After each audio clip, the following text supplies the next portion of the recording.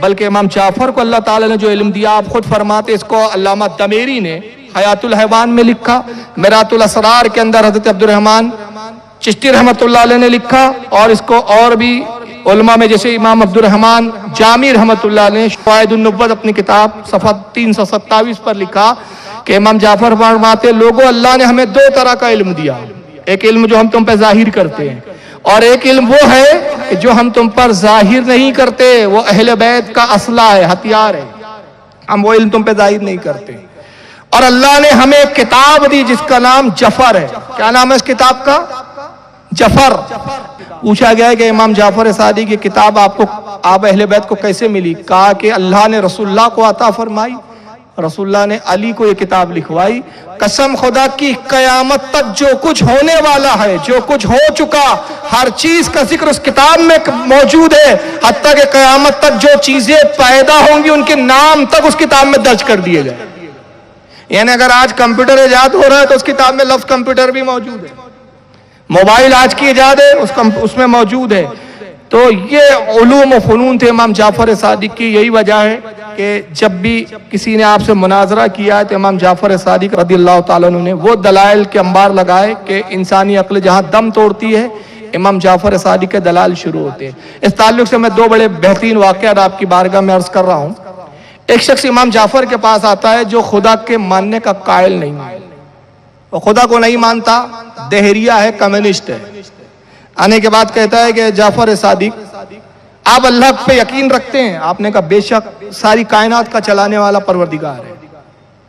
پھر اس نے اپنے جیب سے ایک شیشی نکالی، کہا پھر آپ کا پروردگار جب ساری کائنات کو چلا رہا ہے، اتنا طاقتور ہے، اتنا قوی ہے، تو وہ ہر چیز پر قادر بھی ہوا؟ کہا بے شک وہ قادر ہے، قرآن میں وہ خود فرماتا ہے ان اللہ علی کل شیء قدیر، اللہ ہر چاہے پر قادر ہے۔ اور تو شیشی نکالی اور کہا کہ جعفر صادق بتائیے کیا اللہ اس پر قادر ہے کہ یہ آسمانوں کو، ساتوں آسمانوں کو اس شیشی کے اندر ڈال دے؟ ایک چھوٹی سی شیشی اس نے دکھائی، کہا کہ کیا آپ کا اللہ قادر ہے کہ شیشی میں آسمانوں کو ڈال دے؟ تو یقیناً ہم مسلمان ہیں تو ہم یہی کہیں گے ہاں اللہ قادر ہے، کیونکہ ہمارا یقین ہے۔ تو امام جعفر نے بھی وہی جواب دیا، لیکن اب سوال میں جب پیچیدگی آئی تو ہمارا علم دم توڑ دیں گا۔ جہاں لوگوں کے علم ختم ہو جاتے، اماموں کے علم کی ابتدا ہوتی ہے۔ بلکہ ہمارا علم اماموں کے علم کے سامنے کیا ہے؟ اگر اماموں کا علم سمندر مانے تو ہمارا علم قطرے کے برابر بھی نہیں، یہ ہمارے علم کی حیثیت ہے۔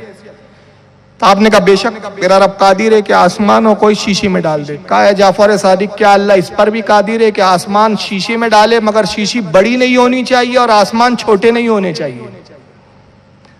اب بتائیے، اس کا جواب دینا آسان ہے۔ آپ نے کہا بے شک اللہ اس پر بھی قادر ہے۔ کہا کہ جعفر میں اللہ پہ یقین نہیں رکھتا، مجھے وہ دلیل دیجئے جو میری سمجھ میں آئے۔ آپ قرآن سنائیں گے، میں نہیں پر اس کو قبول کروں گا، اس لیے کہ جب میں اللہ کو نہیں مانتا تو قرآن کو کیوں مانوں؟ کیا اللہ اس پر بھی قادر ہے کہ آسمان شیشی میں ڈالے تو شیشی بڑی نہیں ہونا چاہیے اور آسمان چھوٹے نہیں ہونا چاہیے؟ اب بتائیے، یہ تو فطرتاً اور اصول کے خلاف ہے کہ اگر چیز بڑی ہے اور اس کو آپ کسی چیز میں ڈال رہے ہیں تو چیز بڑی ہو، اور جس میں ڈال رہے وہ چھوٹی ہو تو وہ چیز اس میں گھسیں گی ہی نہیں۔ مثال کے طور پر اگر کوئی، یہ مان لیجئے گلاس ہے اور میں اس کو ایک چھوٹی سی تھیلی میں ڈال رہا ہوں، تھیلی چھوٹی ہو تو گلاس وہ تھیلی میں نہیں جائے گا، تو مجھے تھیلی بڑی لانی پڑے گی۔ اور اگر تھیلی بڑی نہیں کرنا ہے تو پھر کیا کرنا پڑے گا؟ گلاس کو توڑ کر باریک کرنا پڑے گا، چورا بر کرنا پڑے گا، چورا ڈال کر اس کو پاؤڈر بنا کے رب تھیلی میں ڈال دو۔ تو کہتا ہے کہ نہیں، یہ گلاس بھی گویا ٹوٹنا نہیں چاہیے، تھیلی بڑی بھی نہیں ہونا چاہیے، نہ شیشی بڑی ہو نہ آسمان چھوٹا ہو۔ کیا اللہ قادر ہے؟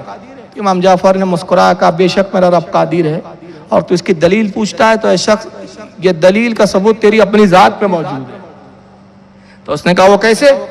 امام نے فرمایا دیکھ، اللہ نے تجھے آنکھ عطا کی، آنکھ کا ایک گولا ہے تیری دائرے کے اندر، ایک حلقے میں گولا رکھا، گولے میں پھر ایک نور ہے باریک، جس نور سے تو دیکھتا ہے، وہ باریک سے نقطے کے برابر نور، اس نور سے جب تو آسمان کو دیکھتا ہے تو پورے آسمان اس دائرے کے نور کے باریک نقطے میں سما جاتے ہیں۔ نہ تیرے آنکھ کی پتلی بڑی ہوتی ہے نہ آسمان چھوٹے ہوتے ہیں۔ تو جو پروردگار آسمان کو تیری آنکھ کی پتلی میں ڈال دے، اور نہ پتلی بڑی ہو نہ آسمان چھوٹے ہو، یہ اللہ تعالیٰ قادر ہے کہ شیشی میں بھی آسمان کو اسی طرح ڈالے۔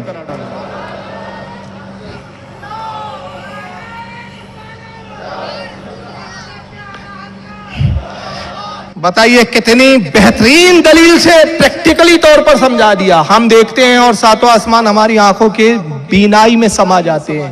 तो इमाम जाफर ने बड़ी बेहतरीन अंदाज में उसको दलील देते फरमाया कि मेरा रब जब कादिर है कि तेरी आंख की छोटी सी पुतली में पूरे आसमान समा जाए, ना आसमान छोटे हो ना आंख की पुतली बड़ी हो, कादिर है कि शीशी बड़ी भी ना हो, आसमान छोटे भी ना और शीशी में समा दिए जाए। एक शख्स आता है जिसका नाम था अबू शाकिर। ये इमाम जाफर सादिक के ज़माने में आपका बहुत बड़ा हरीफ था, दुश्मनी रखता था, इमाम जाफर के इल्म से बड़ा जलता था, आपकी शोहरत से बड़ी उसको जो है चिढ़ थी। एक मरतबा अबू शाकिर आया और ये बुतों का पुजारी था, खुदा के वजूद का कायल नहीं था। आने के बाद कहता बैठा अबू शाकिर और कहा कि जाफर सादिक अगर आप इजाज़त दे तो मैं कुछ सवाल करूँ। तो इमाम जाफर के कुछ शागिर्द भी बैठे हुए थे, आपने फरमाया पूछो। उसने कहा कि इमाम जाफर सादिक आप जानते हैं कि 5 चीजें हैं जिसकी वजह से हम चीजों को समझते और जानते हैं, उसको कहते हैं हवासे खमसा। खमसा अरबी में 5 को कहते हैं। 5 कौन सी चीज है जिसकी वजह से हम किसी चीज को जानते हैं और उसका इदराक करते हैं? पहली चीज है देखकर, किसी चीज को हम देखकर जानते हैं कि भाई हाँ ये चीज है, ये पहली चीज। दूसरी चीज सुनकर, देखा नहीं तो कम से कम उसको कानों से हम सुनते हैं, उस चीज की आवाज सुनते हैं तो उस आवाज से हम जान लेते हैं कि ये चीज का वजूद है। तीसरी चीज क्या है? तीसरी चीज है छूकर, किसी चीज को अगर हम देख नहीं पा रहे, सुन नहीं पा रहे हैं तो छूकर, नाबीना लोग छूकर ही चीजों का एहसास करते हैं। चौथा चखकर, चक्कर भी हम चीज को पता करते हैं। किसी की आंख बंद हो और आप उसको जबान पे कोई चीज चखा दे तो चक्कर बता देंगे कि भाई ये मिठाई है कि नमक है कि शक्कर है, क्या है। चक्कर हम उस चीज की वजूद को जानते हैं। और 5वीं चीज है सूंघ कर, हम नाक से सूंघ कर जानते हैं। तो ये कहलाते हैं हवासे खमसा।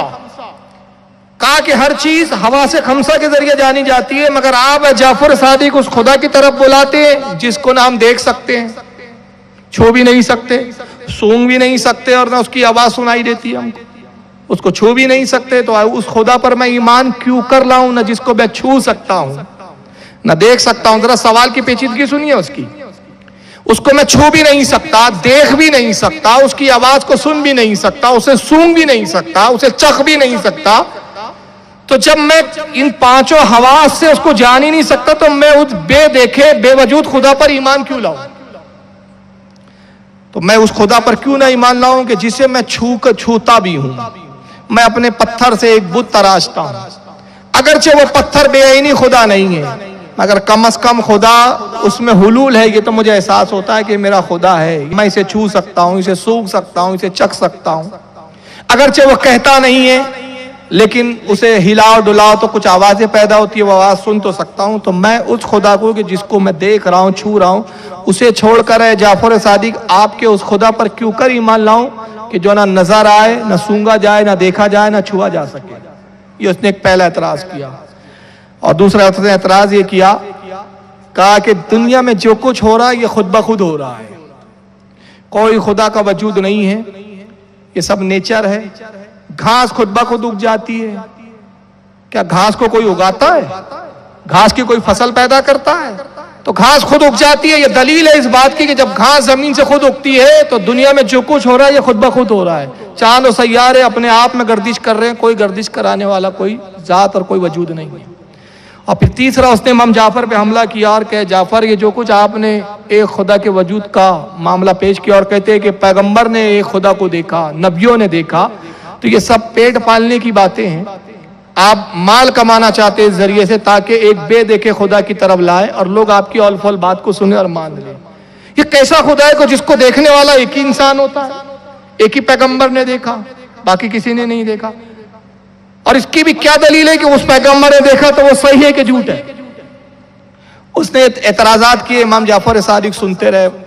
जब वो खामोश हो गया तो आपने कहा तेरे कुछ और एतराज हो तो वो भी बयान करो। उसने कहा नहीं, बस जो कुछ कहना था मैं कह चुका। तो आपने फरमाया अब इत्मीनान से सुन, मैं गुफ्तगू वहां से शुरू करता हूं जो तेरा आखिरी मुझ पर एतराज था कि तू कहता है कि मैंने जो कुछ ये बातें की और ये जो कुछ मैं कहता हूं, लोगों को बताता हूं, एक खुदा की तरफ बुलाता हूं, ये सब माल कमाने के लिए करता हूं। बखुदा तूने मेरे साथ दोपहर का खाना खाया और देखा कि मैंने सूखी रोटी पानी में भिगो कर खाई है। अगर तू रात मेरे यहाँ कयाम कर तो तू देखेगा कि मेरी रात की भी ग़िज़ा क्या होती है। تو نے میرے لباس کو بھی دیکھا کہ میں معمولی لباس پہنتا ہوں، میرے گھر کو بھی دیکھا کہ میں معمولی سے ایک گھر میں رہتا ہوں۔ باخدا اگر مجھے دولت کی لالچ ہوتی، دولت سے محبت ہوتی، تو میں جواہر کا ہیرے جواہرات کا تاجر ہوتا، کہ قسم خدا کی پتھروں کی شناخت اور پتھروں کے بارے میں جتنا میں جانتا ہوں اس وقت روئے زمین پر کوئی نہیں جانتا۔ میں ہیروں کی تجارت کرتا اور مال کماتا، میں کسی سے تحفہ قبول نہیں کرتا۔ ہاں، صرف ایک دوست ہے میرا جو مجھے مکہ سے کچھ باغ کے اپنے انگور بھیج دیتا ہے، اور میں اس لیے وہ قبول کر لیتا ہوں کہ اس کو برا نہ لگے۔ تو اے ابو شاکر، تو نے جو مجھ پہ یہ الزام لگایا، باخدا یہ الزام ہے اور میں اس سے بری ہوں۔ اب تیرے سوال کی جواب سن۔ تو کہتا ہے کہ میں اس خدا پر کیسے ایمان لاؤں کہ جو دکھائی نہیں دیتا، جس کو میں چھو نہیں سکتا، جس کو سونگ نہیں سکتا، جس کی آواز کو میں سن نہیں سکتا، جسے میں محسوس نہیں کر سکتا۔ تو یہ بتا کہ تیرے جسم کے اندر جو خون ہے، جو گردش کر رہا ہے، اور چند منٹوں میں یہ خون پورے جسم میں گردش ایک چکر مکمل کر لیتا ہے، کیا تو اس خون کو محسوس کر سکتا ہے؟ کیا اس کو تو سونگتا ہے؟ کیا اس خون کو تو چھو سکتا ہے؟ کیا اس خون جو تیرے جسم کے اندر روا دوا ہے، کیا تجھے اس کے گھومنے کا، گردش کا احساس ہے؟ ابو شاکر نے کہا نہیں۔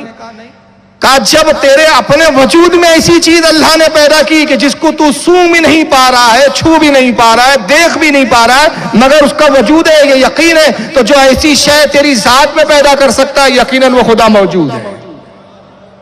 آپ خون کو سونگ سکتے ہیں؟ ہمارے جسم کے اندر کے خون کی بو ہمیں محسوس نہیں ہو رہی، ہم اپنے ہی خون کو نہیں سونگ پاتے، اپنے ہی خون کو چھو نہیں پا رہے، اس کا احساس ہمیں نہیں ہو رہا ہے، نہ اس کو ہم سونگ رہے ہیں، نہ چھو رہے ہیں، نہ دیکھ رہے ہیں، نہ اس کی آواز کو سن رہے ہیں۔ وہ گردش کر رہا ہے تو کیا گردش کی آواز ہمارے کانوں میں محسوس ہو رہی ہے؟ نہیں۔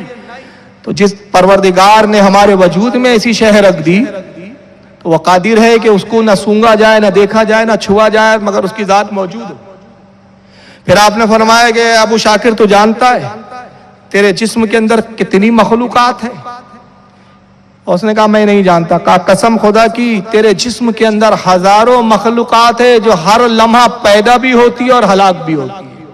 اب دیکھیں امام جعفر نے اس زمانے میں کہا تھا، آج سائنس نے پروف کیا کہ انسان کے جسم میں بیکٹیریا بھی ہوتے ہیں، اور خون کے اندر کچھ ایسے غدود ہیں جو ان بیکٹیریوں سے 24 گھنٹے لڑتے رہتے ہیں۔ وہ غدود مرتے بھی ہیں، پیدا بھی ہوتے ہیں، مرتے بھی ہیں، پیدا بھی ہوتے ہیں، یعنی ہزاروں ہمارے اپنے ایک جسم میں ہماری اپنی ایک جان، مگر اس جان کے اندر کروڑوں اربوں جانیں ہیں جو ہر لمحے پیدا ہو رہی ہے اور ہر لمحے ان کا انتقال ہو رہا ہے۔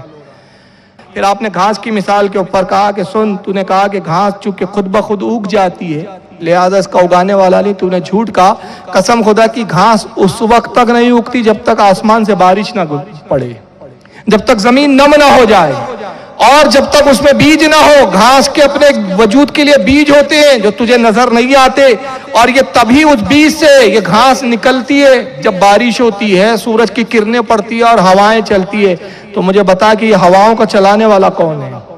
اس گھاس کو اگانے والا کون ہے؟ یہ بارش برسانے والا کون ہے؟ اگر بارش نہ برسے تو گھاس خود بخود کہاں اگ سکتی ہے؟ تو اس کا مطلب یہ ہوا کہ خدا موجود ہے۔ تو بہرحال ابو شاکر کو جب آپ نے سمجھایا تو لاجواب ہو گیا، لیکن بدبخت تھا وہ، اسلام تو اس نے قبول نہیں کیا۔ یہ ہمارے لیے سمجھنے کے لیے بہت مضبوط دلائل ہیں۔